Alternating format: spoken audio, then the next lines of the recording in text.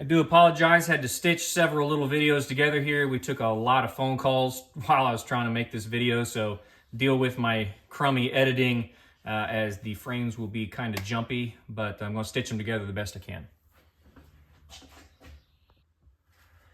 All right, guys, going to do another turbo failure video here. We did one a couple of weeks ago about very premature failures and what we typically see with those. This turbocharger here is another very common example of what we see, but this is a failure that's going to happen over time. And there are typically two ways that you see this happen. We'll go over those and what to look for and what to consider when you're speccing a turbocharger or when you start to have some drivability concerns. So this particular turbocharger come in this past weekend with just worn out, all sorts of contact on it. Truck was making low boost, smoky, had no power. We got the kid in a new turbocharger and he made more power. The truck was running better, but told me he only made 28, 29 pounds of boost. I immediately told him to quit driving the truck till you find a boost leak. You have at least some type of big boost leak, if not some electronic issues with the tuning on that VP44, whatever. So he come over yesterday and I just crawled underneath the truck to take a look.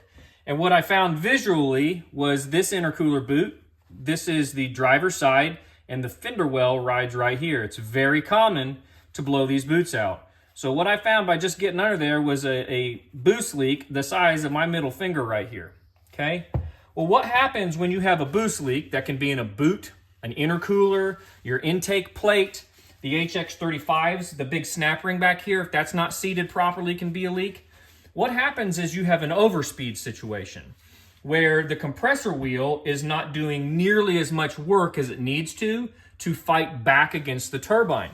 So the turbine is able to go, relatively high or very high in your shaft speed and wipe out your turbo, which is going to be the type of failure that we talked about on the last video, your overspeed type situation where we just spun it to the moon. When I take this apart, I expect to see the thrust bearing really, really hurt on the turbine side. I wanted to use this turbo as an example, even though this is a failure similar to the last video. We can also get it where if the compressor wheel is sized too small to the turbine wheel, a very similar situation, all right? So if this was a 62 millimeter S300 compressor wheel, and a 73 mil turbine, what we've got going on there is a turbine wheel that has a lot of leverage and a compressor wheel that's very easy to turn, okay? So we'll start seeing very similar types of failures to the abuse situation, even though there is nothing physically wrong with this turbocharger. You might not have any boost leaks to it at all. It might just be normal wear of the turbocharger on the application because it's too easy for the turbine to spin the compressor wheel. Therefore, the thrust bearing on the turbine side is going to start to show wear. So we have the compressor side on this example, and the turbine side, you can start seeing the wear. Steel bearing is going to wear less. This one here, brass 270 bearing, very nice on the compressor side. Worn very bad with almost all the oil grooves smushed out of it on the turbine side. So what that allows to happen here is this up and down play, all right? Because the thrust collar is now many thousandths thinner because it's been oversped and jammed into that bearing. So now you start being able to come up, okay? When you start being able to come up, you start making contact with your compressor cover where it's grinding. I don't know if you guys can hear that or not, but it's grinding on the compressor cover. As it starts self-clearancing here, we start wiping out journal bearings. The journal bearings aren't what failed first in this because the compressor wheel come up, it made contact, and then drug itself over. And when it drug itself over, that's when you start wiping out your journal bearings. So I've got this loose, but I'm gonna go knock it apart real quick so I can show you this bearing. I've not seen this bearing yet, but this is what I suspect is wrong with this, that we had a sizing issue that resulted in this failure.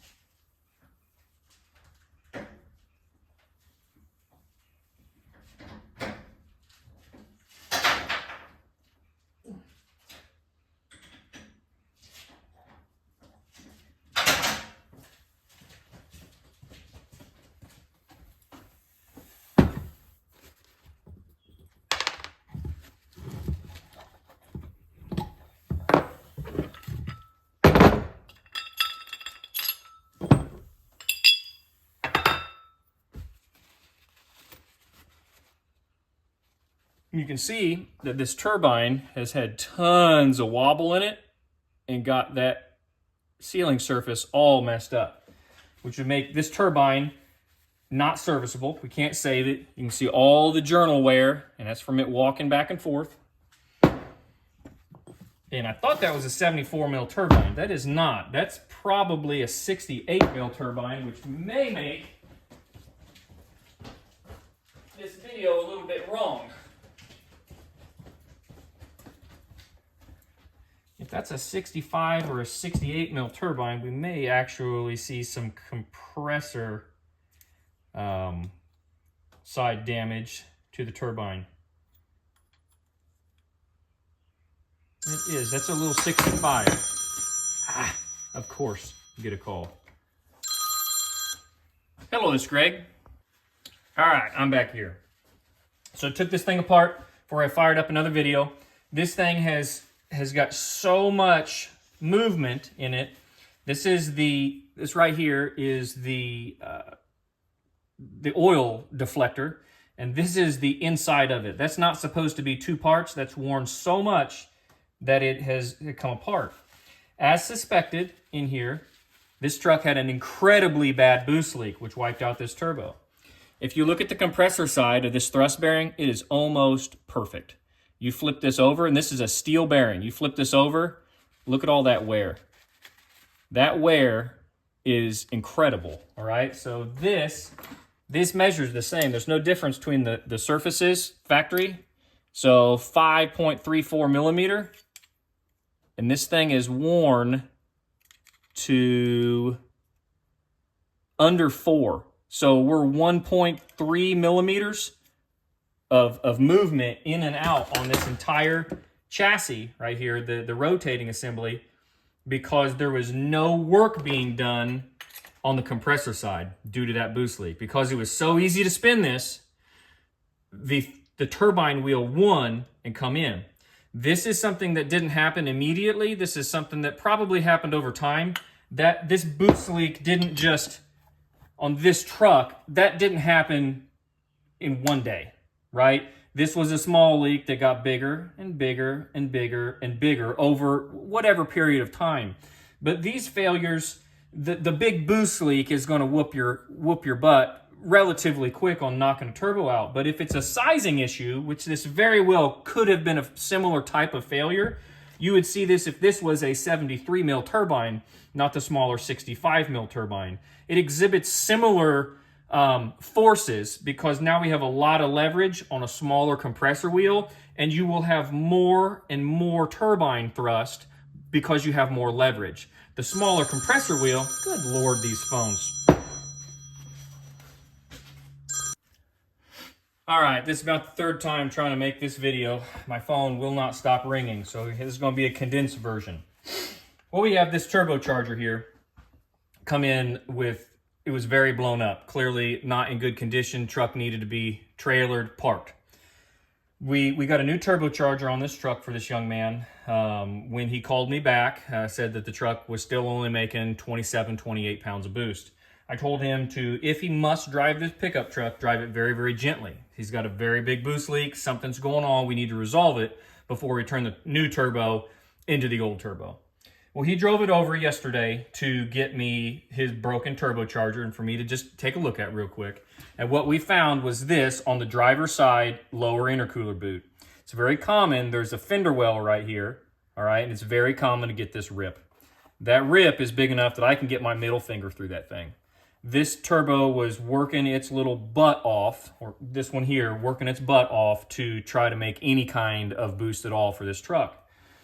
What happens in that situation when you take the load off of the compressor wheel is the turbine wheel is now able to free rev because it has no load over here. There's no opposing force or very little opposing force.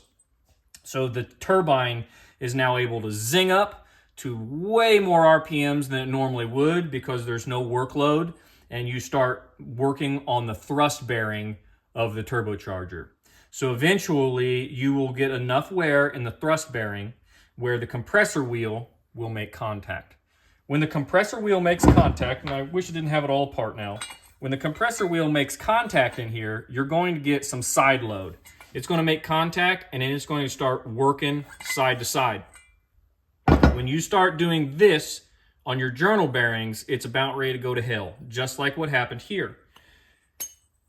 So on here, you see similar damage to what we did in the overspeed situation, but this bearing transfer isn't necessarily due to just an overspeed. That kind of transfer is done to this. So we're thrusting in, we've thrusted in, and we've made contact and bound. We've done this. You can see on the back side of the turbine how badly it has worn into the heat shield. I got that right here. I haven't even looked at that, but you can see how bad it's worn into the heat shield because it's pushing in, pushing in. It's wore out the sealing ring area, the hub portion of the turbine wheel, and started all this. If you look at the thrust collar, this is your intake side, and you can see that that steel thrust bearing is in wonderful condition. But you flip this thing over, and there is some tremendous wear right there, as that collar has been pushing in. So this bearing at that surface should be 5.37 millimeters. But we're actually wore in at the thrust collar, and get that thing to grab on, to under 3 millimeters. So 1.4 millimeters or so is the amount of movement that we had in this turbine wheel when you hit the throttle.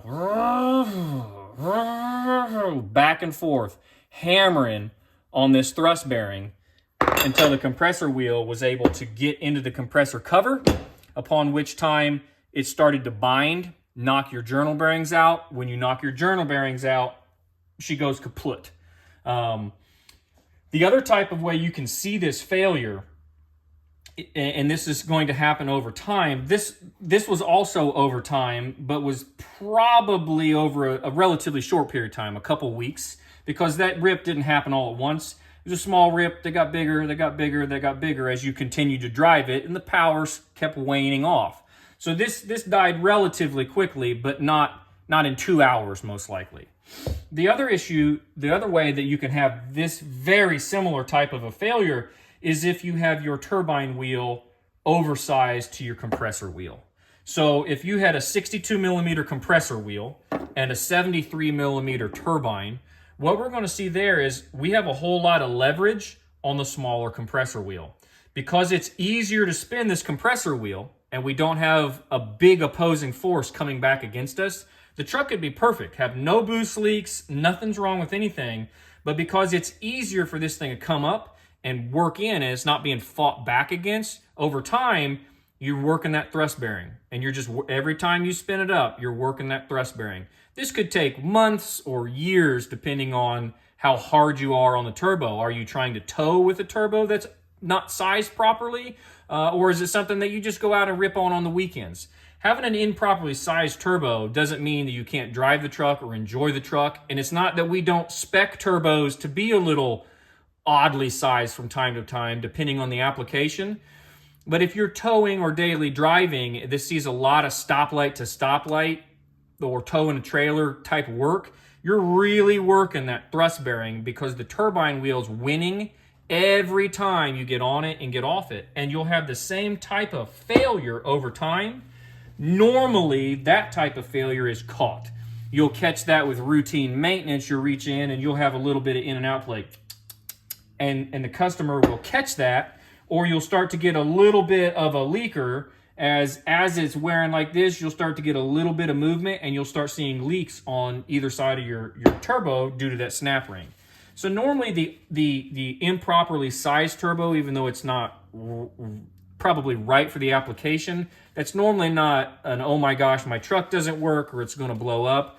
We just need to consider sizing the turbocharger different when we go back together so that we can have a product that lasts longer and does its job like the customer needs. So hopefully that was another good little video on types of failures that we see. Even though both that we talked about today are similar in nature when you take the turbocharger apart, there is definitely differences on how they failed. The failure when you initially look at it is like, wow, we've got a ton of thrust going on. but why did we get that thrust and how can we work around it? The low boost situation on this particular truck was a red flag. We have a huge boost leak. But on the last example where it would be an improperly sized turbo, this thing still might make 45 pounds of boost, and it might have done that for 9 months or a year. It still makes good boost. It makes good power. It's just that turbine wheel is slowly working on that thrust bearing, and eventually it will be a failure that you see with the overspeed and lack of work being done by the compressor that you would see with a big boost leak. So hopefully that cleared some stuff up, gives you guys a little bit more insight on how your unit might have failed, and things to look into.